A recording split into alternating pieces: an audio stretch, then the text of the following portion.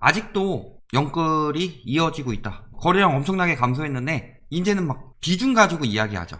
최근 뭐 거래량은 줄었지만 30대 비중이 늘어났다. 이런 식으로 유도하면서 또 주식 영끌 유도하고 있죠. 지금 그래도 뭐 기관이 팔고 외국인이 팔아도 개미가 받쳐줘서 올라간다. 이런 식으로 계속 유도하고 있는데 과연 어떻게 될까 조만간. 이런 내용들 먼저 한번 보시겠습니다. 영끌에서 집 사자. 주담대 누르니까 신용대출이 폭증했다. 주담대 누른 것도 있지만 사실상 7월에 다시 소비가 돌지 않았죠. 재난지원금 효과가 언제까지 갔기 때문에 6월까지 갔기 때문에 사실상 그래서 7월에 소비가 감소했죠. 따라서 7월에 대출을 많이 받았던 영향도 있죠. 그리고 국가부채도 많이 늘어나고 있으니까 재난지원금보다는 일단 자생하게 뒀어야 되는데 광화문 사태가 터져버리면서 다시 확진자들이 확 늘어나면서 사회적 거리두기 2.5단계까지 갔으니까 어쩔 수 없이 재난지원금을 지금 다시 하고 있는데 일단 문제는 7월에는 재난지원금 효과가 끝나면서 소비가 대폭 감소했을 때다. 그렇다고 계속 풀 수는 없죠. 하지만 그걸 가지고 지금 주담대 눌렀으니까 올랐다. 이런 식으로 이야기하고 있는 거죠. 영끌 대출받아 집 사고 주식 투자하는 30대 7월 기사죠. 이때까지는 그랬나요? 사실 집 사는 건 6월까지였죠. 주식은 뭐 지금도 이어지고 있고 다 잃어도 상관없다 하면서 놀라운 투자법. 근로소득으로 저축하면 일단은 다른 건 둘째치고 내 집 마련. 이게 가장 큰 문제죠. 왜 20, 30대들이 지금 재테크에 뛰어드느냐. 어차피 근로소득으로는 집을 살 수가 없더라. 서울이나 서울 근교 수도권 정도에. 그렇다고 아주 저기 뭐 멀리까지 가가지고 2-3시간씩 걸리는 곳에 가서 출퇴근하기 너무 힘들다. 그러니까 서울이나 서울 근교 정도에 살아야 되죠. 그런데 세입자로 살다 보니까 일부 집주인들이겠지만 갑질이 심각한 경우도 있고 아니면 뭐 전세금을 갑자기 계속 올려달라든가 이런 경우도 있고 한 2013년, 2014년 초이노믹스랑 여러가지 강력한 완화 정책이 나오기 직전에 그때쯤 집값이랑 지금 전세 가격이랑 비교를 해봤더니 지금 전세가가 더 높더라. 아 이대로 가다간 평생 내 집 마련 못하겠다 라는 생각까지 들어가게 되죠. 근데 근로소득으로 내 집 마련이 가능해요? 안 되죠. 그러니까 1000만원 넣어서 재테크를 하는데 성공하면 내 집 마련하는 거고 실패하면은 아예 이제 꿈도 못 꾸는 건데 어차피 꿈도 못 꾸는 거니까 해보자 라는 그런 경우가 많죠. 영끌 대출 넘은 싹끌 투자해서 개인 주식 순매수가 가계대출 순증 추월했다. 당연히 추월하죠. 빚내서 투자한다고 해서 이거 100% 빚내서 투자해요?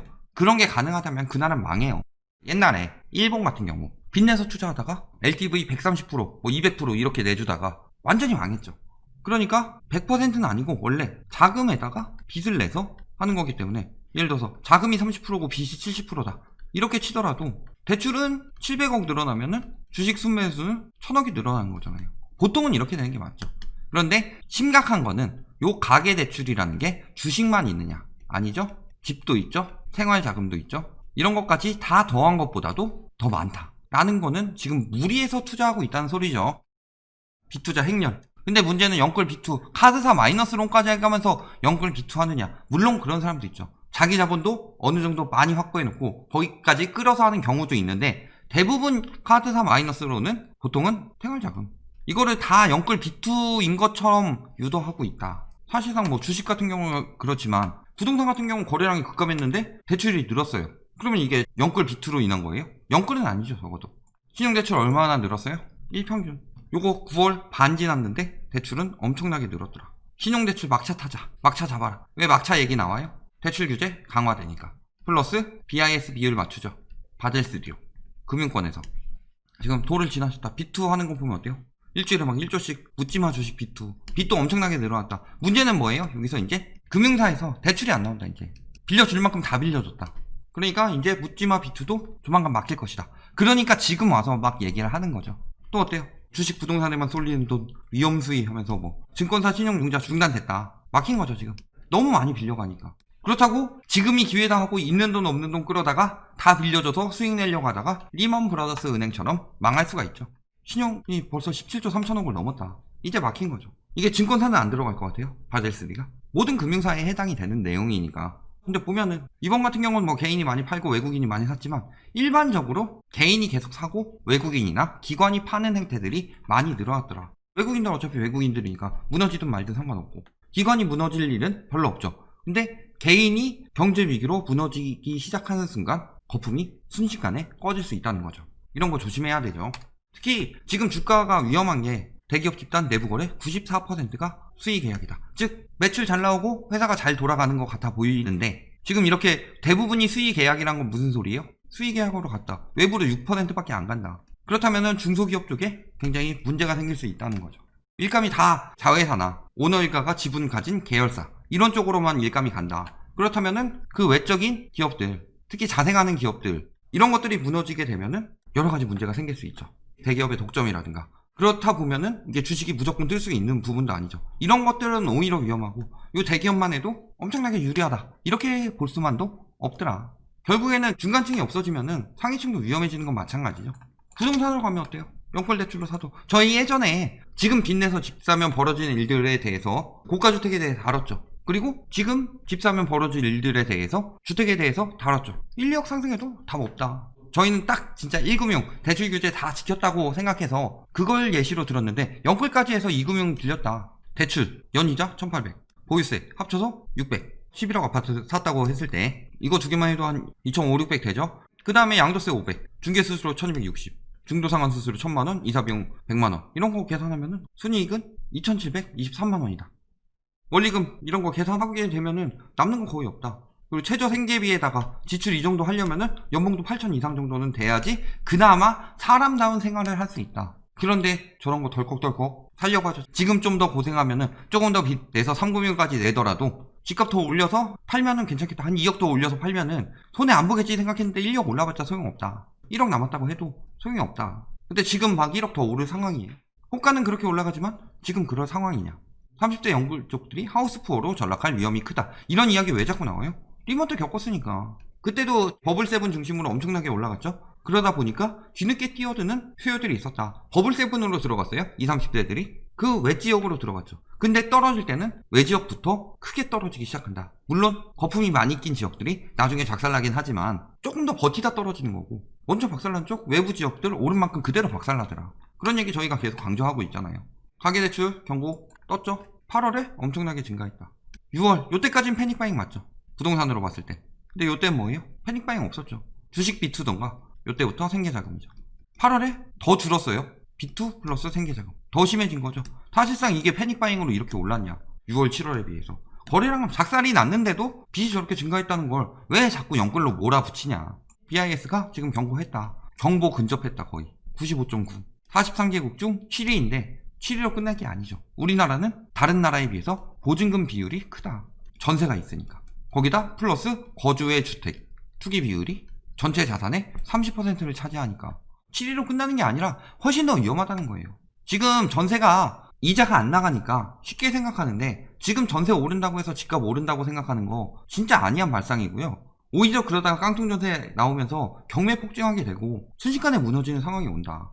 연체 계속 증가하고 있죠. 어디가 제일 많이 증가해요? 서울이 가장 많이 증가했다. 서울이 가장 많이 증가한 이유는 요건 영향도 있는 듯이죠. 솔직히 일자리 어디가 많아요? 서울이 많죠. 영향도 있는 듯이 아니라 진짜로 서울이 집값이 너무 폭등했으니까 부동산 연끌 영향이 굉장히 크다. 왜 이런 데서는 영향도 있는 듯하고 증가하는 거에서는 연끌 그것 때문에 한다라고 하면서 갚는 거에 대해서는 요거 영향도 있지만 뭐 다른 영향이다. 이런 식으로 이야기하려고 하죠. 오히려 못 갚는 이유가 연끌이 많기 때문인데 연끌하지 않으면 갚을 수 있잖아요. 근데 왜 못 갚아요? 연끌했으니까 여력이 없어서 못 가는 거예요. 플러스 정말 생계가 힘든 자영업자 쪽 이게 대부분이죠. 근데 30대가 자영업자 그렇게 많아요? 물론 있긴 있겠지만 못 갚는 빚이 30대에서 가장 늘었다는 건 뭐예요? 연끌이죠 연끌. 자영업자는 보통 30대보단 40, 50대에 많이 하는데 근데 못 갚는 빚은 30대에 제일 많다? 자영업자 무너져서요? 연끌에서 집 산 사람들 패닉바잉 한 사람들 지금 무너지고 있다는 거죠. 유동성 장세 그렇게 이야기하고 있는데 통화 유통 속도는 계속 떨어지고 있다. 돈맥 경화라고 하죠. 무슨 유동성 장세예요? 돈이 돌고 있지 않고 기업이나 부자들, 기득권들이 현금 보유하고 있다. 지금은 경제 위기이기 때문에 경제 위기 때 지금 주식 사가지고 돈 버는 것 같죠? 집 사서 조금 오르니까 돈 버는 것 같죠? 근데 실질적으로 뭐예요? 경제 위기 때 무너지고 나면은 굉장히 저렴한 것, 저평가된 것들이 많이 나온다. 경제 위기가 끝나고 나면 이런 것들을 나중에 주울 수도 있고 지금 경제 위기 때 어떻게 돌아갈지 모르니까 그것에 대처하기 위해서 현금 보유하기 때문에 유동성이 늘어난 거죠. M2 통화량은 그래서 늘어난 거예요. 그런데 계속 유동성 장세라고 돈 풀린다 하면서 유도하고 있는데 돈이 안 돌죠. 아무리 유동성을 공급해도 시중에 돈이 돌지 않는다. 이게 무슨 유동성 장세예요. 말도 안 되는 소리지. 실직, 소득 급감, 연체 이런 계속 악순환이 돌고 있죠. 가계 부실하게 되면 금융사도 부실되죠. 연체율 늘어나게 되면 그러면 경색되고 경제 충격 오고 기업 다시 부실해지고 소비 안 돌고 고용 당연히 줄어들죠. 채무자 소득 감소돼서 상환 능력 저하되니까 다시 부실해지고 이 악순환이 지금 돌고 있는 상황인데 자산시장만은 오른다라고 계속 이야기하는지 모르겠어요. 100명 오던 손님이 1명 됐다. 실업 증가할 수밖에 없죠. 일하는 사람들 잘릴 수밖에 없다고 생각했죠. 예를 들어서 순이익이 한 2천 나오는 데서 월급 200만원 받아요. 100명 오던 게 1명으로 줄면은 적자 날 수도 있지만 그냥 100분의 1이라고 쳐도 20만원 버는 거죠. 근데 월급 200만원 줄 수 있겠어요? 말도 안 되죠. 당연히 아르바이트 같은 비정규직은 더 위험할 수밖에 없고 영끌에서 갚아가면서 하려고 그랬는데 나도 같이 벌면 되지 하면서 맞벌이를 하는데 한쪽이 알바였다. 굉장히 위험하죠. 지금 뭐 해외여행 뭐 이야기 하는데 말도 안 되죠. 관광 동향은 아주 작살나고 있죠. 러시아에서 백신 나왔다고 여행사 관광지 엄청 뛰었죠. 회복되겠어요? 뭐 백신 상용화 되지도 않았는데 입증되지도 않은 걸로 가지고 그러니까 그때 주식 산 사람들 위험하죠. 일자리 어때요? 급감. 특히 영끌한 30대들 보면 어때요?